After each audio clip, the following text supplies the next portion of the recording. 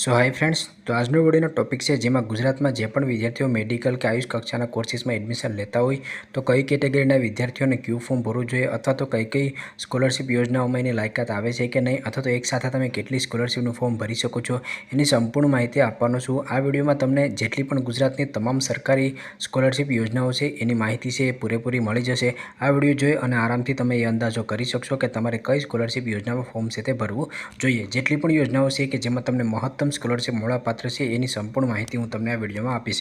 આ વિડીયોમાં MBBS, BDH, BHMS અને BHMA એટલે કે મેડિકલ, ડેન્ટલ, આયુર્વેદિક, હોમિયોપેથિક ચારેય કોર્સિસની વિગતવાર વાત થશે. એમાંથી જે પણ લાયકાતમાં તમે આવતા હોય એમાં તમે ફોર્મ છે ભરી શકો છો. તો જો તમે ચેનલમાં નવા હોય તો ચેનલને સબસ્ક્રાઈબ કરી રાખજો જેથી કરીને આગળ પણ તમને આવા વિડીયો સાથે મળતા રહે. તો પહેલી જે સ્કોલરશિપ છે એની વાત કરું તો એ છે નેશનલ સ્કોલરશિપ એટલે કે ટોપ એજ્યુકેશન સ્કોલરશિપ. આ સ્કોલરશિપ છે OBC, EBC, TNT, ST અને SC કેટેગરીના વિદ્યાર્થીઓને મળવાપાત્ર થશે. આગળ હું જે જનરલ કેટેગરીના વિદ્યાર્થીઓ હશે એની પણ વાત કરીશ, એટલે કે તમામ કેટેગરીના વિદ્યાર્થીઓને સ્કોલરશિપની વિગતવાર વાત છે તે કરીશ. તો પહેલી જે સ્કોલરશિપ છે એ છે ટોપ એજ્યુકેશન સ્કોલરશિપ NSP એટલે કે નેશનલ સ્કોલરશિપ. તો આ જે સ્કોલરશિપ છે એમાં જે પણ વિદ્યાર્થીઓ OBC, EBC કે DNT કેટેગરીમાં આવતો હોય અને એ વિદ્યાર્થીઓ મેડિકલ કક્ષાના કોર્સિસમાં એડમિશન લેતા હોય તો એને દર વર્ષે 2 લાખ રૂપિયા મળવાપાત્ર થતા હોય છે. જો એ પ્રાઇવેટ કોલેજમાં એડમિશન લેતો ત્યાર પછી દર વર્ષે એને 5,000 રૂપિયા મળવાપાત્ર થતા હોય છે. 3,000 એને દર મહિને મળવાપાત્ર થતા હોય છે અને એક વખત એને ટોટલ પ્રથમ વર્ષે 45,000 રૂપિયા મળવાપાત્ર થતા હોય છે. જો એ વિદ્યાર્થીઓ ગવર્મેન્ટ કોલેજમાં એડમિશન લેતા હોય તો જેટલી પણ કોલેજની ફી હશે ફૂલ ફી એને મળશે. આ ઉપરાંત પણ એને દર વર્ષે 5,000 રૂપિયા, દર મહિને 3,000 રૂપિયા અને 45,000 એક વખત એને મળવાપાત્ર થતા હોય છે. આ OBC, EBC અને DNT કેટેગરીની વાત થઈ છે અને ફોર્મ ભરવાની છેલ્લી તારીખ છે આ વર્ષ માટે એ 15/11/2025 રહેશે, જેની છેલ્લી તારીખ પૂરી થઈ ગઈ હતી. પરંતુ મેડિકલ કક્ષાના કોર્સિસમાં રાઉન્ડ મુજબ એડમિશન થતું હોય તો ફરીથી તારીખનો વધારો છે તે કરવામાં આવ્યો છે. ત્યાર પછી ST કેટેગરીની વાત કરું તો એને 2.5 લાખ રૂપિયા દર વર્ષે મળવાપાત્ર થતા હોય છે. ST કેટેગરીને 5,000 દર વર્ષે મળવાપાત્ર થતા હોય છે. 3,000 મંથલી મળવાપાત્ર થતા હોય છે અને એક વખત એને 45,000 રૂપિયા સાથે મળવાપાત્ર થતા હોય છે. એ પ્રાઇવેટ કોલેજની વાત થઈ. અને જો એ સરકારી કોલેજમાં હોય તો એને ફૂલ કોલેજની ફી મળવાપાત્ર થશે. 5,000 દર વર્ષે મળશે, 3,000 રૂપિયા દર મહિને મળશે અને 45,000 પ્રથમ વર્ષે એટલે કે એકવાર મળવાપાત્ર થશે. હવે જે વિદ્યાર્થીઓ SC કેટેગરીમાં આવતો હોય તો એને દર વર્ષે 2 લાખ રૂપિયા મળવાપાત્ર થશે પ્રાઇવેટ કોલેજોમાં. 86,000 એને પ્રથમ વર્ષે મળશે અને 41,000 એને દર વર્ષે મળવાપાત્ર થશે. અને જો એ સરકારી કોલેજમાં એડમિશન લેતો હોય SC કેટેગરીના વિદ્યાર્થીઓ તો એને ફૂલ કોલેજની ફી મળવાપાત્ર થશે. 86,000 રૂપિયા પ્રથમ વર્ષે મળશે અને 41,000 છે એને દર વર્ષે મળવાપાત્ર થતા હોય છે. આ કોઈપણ કેટેગરીમાં તમે આવતા હોય તો NSP નેશનલ સ્કોલરશિપ પોર્ટલમાં તમારે ફોર્મ ભરવાનું રહેશે અને એની જે છેલ્લી તારીખ છે એ તમારી 15/11/2025 છે તે રહેશે.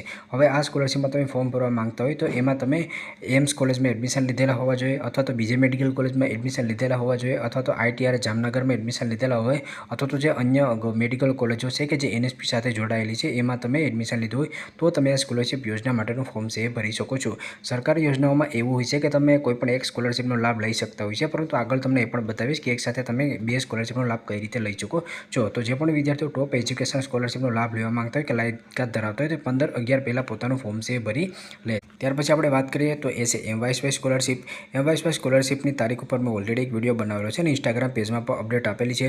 ઘણીવાર વિડીયો બનાવવાનો સમય ના મળતો હોય તો તમે અપડેટ હું ઇન્સ્ટાગ્રામ પેજમાં આપતો હોઉં છું, તો ત્યાં ફોલો કરી લેજો. તો MYSYમાં જે પણ વિદ્યાર્થીઓ MBBSમાં એડમિશન લેતા હોય તો એને 2 લાખ રૂપિયા મળવાપાત્ર થતા હોય છે. એમાં તમારે કોઈપણ ટકાવારી કે PRની જરૂરત નથી.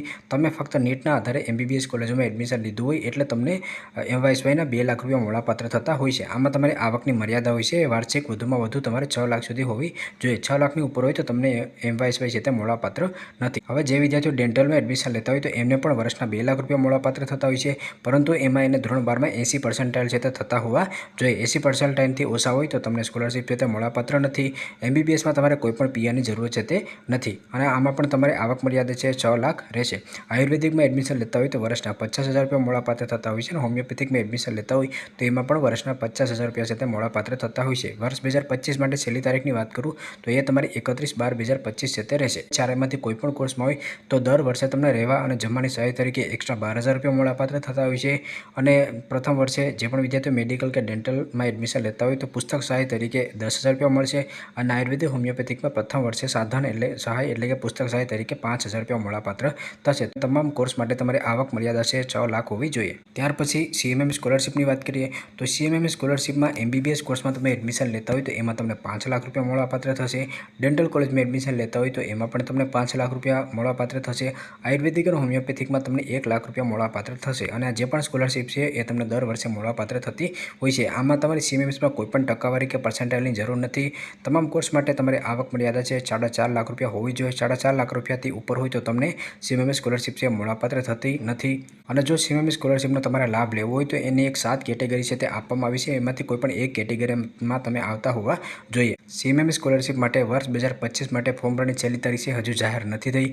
જ્યારે જાહેર થશે ત્યારે હું તમને લોકોને ઇન્સ્ટાગ્રામ પેજમાં અપડેટ છે તે કરી દઈશ। 7 કેટેગરીની વાત કરું તો પહેલી કેટેગરી એવી છે ગુજરાતમાં એવા તાલુકા આવેલા છે કે જ્યાં મહિલાનો સાક્ષરતા દર છે એટલે કે જે ભણવાની સંખ્યા છે એ ખૂબ જ ઓછી છે। તો એવા જે 50 તાલુકાઓ છે એમાંથી કોઈપણ બહેન આવતી હોય અથવા તો ગુજરાત રાજ્યના વતની હોય અને યુદ્ધ, આતંકવાદ, નક્સલવાદ જેવા કારણોસર ફરજો દરમિયાન માર્યા ગયા હોય અથવા તો કાયમી વિકલાંગ થયા હોય એવા ભારતીય સેનાના અથવા તો રાજ્યના અર્ધલશ્કરી દળોના કેન્દ્રીય કે રાજ્ય અનામત પોલીસ દળોના સંતાનો હોય એમને મળવાપાત્ર થશે। અથવા તો શ્રમિક કાર્ડ ધરાવતા શ્રમિક વાલીના બાળકોને મળવાપાત્ર થશે। અથવા તો 40% કે વધુ દિવ્યાંગતા ધરાવતા વાલીના બાળકો કે પોતે વિદ્યાર્થી 40% કે વધુ દિવ્યાંગતા ધરાવતા હોય એમને મળવાપાત્ર થશે। વિધવા મહિલાના બાળકોને મળવાપાત્ર થશે। અનાથ બાળકો કે જેના માતા પિતા બંને મરણ પામ્યો એને મળવાપાત્ર થશે। અને ડિવોર્સી કે ત્યક્તા મહિલા હોય તો એને મળવાપાત્ર થશે। આમાંથી 7 કેટેગરીમાંથી કોઈપણ તમે એક કેટેગરીમાં આવતા હોય એટલે સીએમએમએસ સ્કોલરશિપનો લાભ તમે લઈ શકો છો।